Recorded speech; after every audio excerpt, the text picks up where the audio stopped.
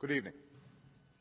Tonight, I can report to the American people and to the world that the United States has conducted an operation that killed Osama Bin Laden, the leader of Al-Qaeda, and a terrorist who's responsible for the murder of thousands of innocent men, women, and children. It was nearly 10 years ago that a bright September day was darkened by the worst attack on the American people in our history. The images of 9/11 are seared into our national memory. Hijacked planes cutting through a cloudless September sky, the Twin Towers collapsing to the ground, black smoke billowing up from the Pentagon, the wreckage of Flight 93 in Shanksville, Pennsylvania, where the actions of heroic citizens saved even more heartbreak and destruction. And yet we know that the worst images are those that were unseen to the world. The empty seat at the dinner table, children who were forced to grow up without their mother or their father, parents who would never know the feeling of their child's embrace, nearly 3,000 citizens taken from us, leaving a gaping hole in our hearts. On September 11th, 2001, in our time of grief, the American people came together. We offered our neighbors a hand, and we offered the wounded our blood. We reaffirmed our ties to each other and our love of community and country. On that day, no matter where we came from, what God we prayed to, or what race or ethnicity we were united as one American family. We were also united in our resolve to protect our nation and to bring those who committed this vicious attack to justice. We quickly learned that the 9/11 attacks were carried out by Al-Qaeda, an organization headed by Osama Bin Laden, which had openly declared war on the United States and was committed to killing innocents in our country and around the globe. And so we went to war against Al-Qaeda to protect our citizens, our friends, and our allies. Over the last 10 years, thanks to the tireless and heroic work of our military and our counterterrorism professionals, we've made great strides in that effort. We've disrupted terrorist attacks and strengthened our homeland defense. In Afghanistan, we removed the Taliban government, which had given Bin Laden and Al-Qaeda safe haven and support. And around the globe, we worked with our friends and allies to capture or kill scores of Al-Qaeda terrorists, including several who were a part of the 9/11 plot. Yet Osama bin Laden avoided capture and escaped across the Afghan border into Pakistan. Meanwhile, Al-Qaeda continued to operate from along that border and operate through its affiliates across the world. And so shortly after taking office, I directed Leon Panetta, the director of the CIA, to make the killing or capture of bin Laden the top priority of our war against Al-Qaeda, even as we continued our broader efforts to disrupt, dismantle, and defeat his network. Then, last August, after years of painstaking work by our intelligence community, I was briefed on a possible lead to bin Laden. It was far from certain, and it took many months to run this thread to ground. I met repeatedly with my national security team as we developed more information about the possibility that we had located bin Laden hiding within a compound deep inside Pakistan. And finally, last week, I determined that we had enough intelligence to take action and authorized an operation to get Osama bin Laden and bring him to justice.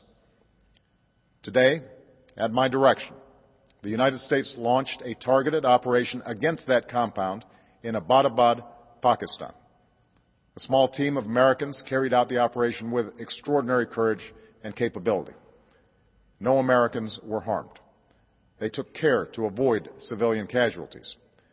After a firefight, they killed Osama bin Laden and took custody of his body. For over 2 decades, bin Laden has been Al-Qaeda's leader and symbol, and has continued to plot attacks against our country and our friends and allies. The death of bin Laden marks the most significant achievement to date in our nation's effort to defeat Al-Qaeda. Yet his death does not mark the end of our effort. There is no doubt that Al-Qaeda will continue to pursue attacks against us. We must, and we will, remain vigilant at home and abroad.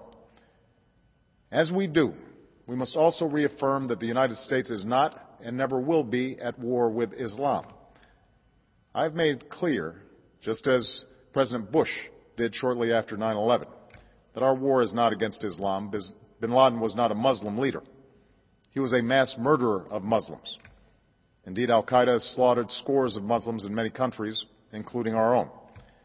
So his demise should be welcomed by all who believe in peace and human dignity. Over the years, I've repeatedly made clear that we would take action within Pakistan if we knew where bin Laden was. That is what we've done. But it's important to note that our counterterrorism cooperation with Pakistan helped lead us to bin Laden and the compound where he was hiding. Indeed, bin Laden had declared war against Pakistan as well and ordered attacks against the Pakistani people. Tonight, I called President Zardari, and my team has also spoken with their Pakistani counterparts. They agree that this is a good and historic day for both of our nations. And going forward, it is essential that Pakistan continue to join us in the fight against Al-Qaeda and its affiliates. The American people did not choose this fight. It came to our shores and started with the senseless slaughter of our citizens. After nearly 10 years of service, struggle, and sacrifice, we know well the costs of war. These efforts weigh on me every time I, as Commander-in-Chief, have to sign a letter to a family that has lost a loved one, or look into the eyes of a service member who's been gravely wounded. So Americans understand the costs of war. Yet, as a country, we will never tolerate our security being threatened, nor stand idly by when our people have been killed. We will be relentless in defense of our citizens and our friends and allies. We will be true to the values that make us who we are. And on nights like this one, we can say to those families who have lost loved ones to Al-Qaeda's terror, justice has been done. Tonight we give thanks to the countless intelligence and counterterrorism professionals who've worked tirelessly to achieve this outcome. The American people do not see their work nor know their names, but tonight they feel the satisfaction of their work and the result of their pursuit of justice.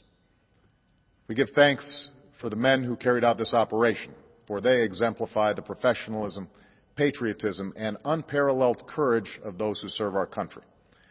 And they are part of a generation that has borne the heaviest share of the burden since that September day. Finally, let me say to the families who lost loved ones on 9/11 that we have never forgotten your loss, nor wavered in our commitment to see that we do whatever it takes to prevent another attack on our shores. And tonight, let us think back to the sense of unity that prevailed on 9/11. I know that it has at times frayed, yet today's achievement is a testament to the greatness of our country and the determination of the American people. The cause of securing our country is not complete, but tonight we are once again reminded that America can do whatever we set our mind to.